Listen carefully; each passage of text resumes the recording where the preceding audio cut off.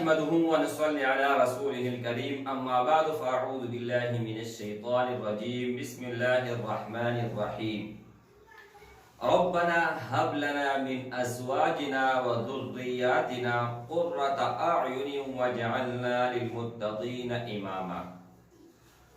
میرے بھائیوں، میری دوستوں اور میرے عزیزوں، ہر کوئی چاہتا ہے کہ میرا اولاد نیک ہو، ہر کوئی چاہتا ہے کہ ہمارے گھر میں لڑائی جھگڑا نہ ہو، ہر کوئی چاہتا ہے کہ ہمارے روزی رزق اولاد میں برکت ہو۔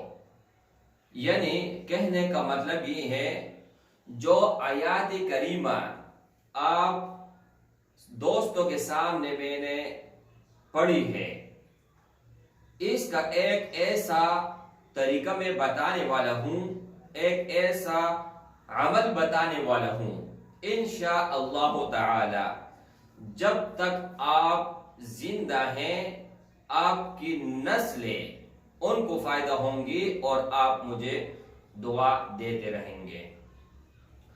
ایک میں واقعہ بیان کرنا چاہتا ہوں اس کے ریلیٹڈ۔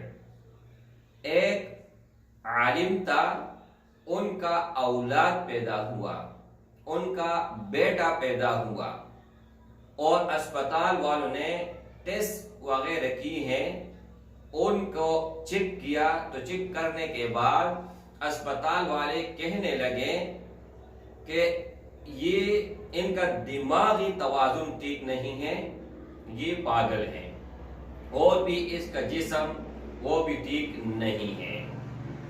تو وہ عالم فرمانے لگے کہ میں اپنے استاذ کے پاس گیا اور پاؤں میں گرا اور رو رو کر میں نے یہ قصہ بیان کیا کہ میرا ایک ہی بیٹا ہے، دنیا میں ابھی آیا ہے اور ان کے ساتھ یہ مسئلہ ہے، میں بہت زیادہ پریشان تھا۔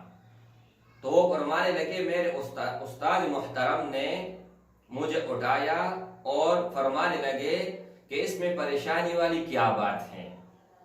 بیماری لانے والا میری رب کی ذات ہے، بیماری ختم کرنے والا میری رب کی ذات ہے، پریشانی کو لانے والا اللہ ہے، پریشانی کو ختم کرنے والا اللہ ہے، غریب کرنے والا اللہ ہے، مالدار کرنے والا اللہ ہے، جو بھی کچھ کرتا ہے اللہ کرتا ہے۔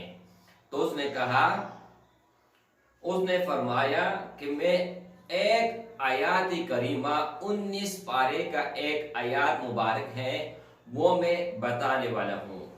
جب بھی آپ نماز پڑھو، چاہے اکیلا پڑھو، چاہے سنت ہو، چاہے فرض ہو، چاہے امام کے ساتھ ہو، تو آخری قاعدے میں جب آپ یہ پڑھتے ہو ربنا آتنا فی الدنیا حسنہ وفی الآخرۃ حسنہ وقنا عذاب النار، تو اس کے بعد سلام نہیں پھیرنا ہے، السلام علیکم ورحمۃ اللہ، السلام علیکم ورحمۃ اللہ، سلام نہیں پھیرنا ہے۔ سلام سے پہلے ایک مرتبہ ربنا ہب لنا من ازواجنا وذریاتنا قرۃ اعین واجعلنا للمتقین اماما، یہ آیات پڑھا کرے۔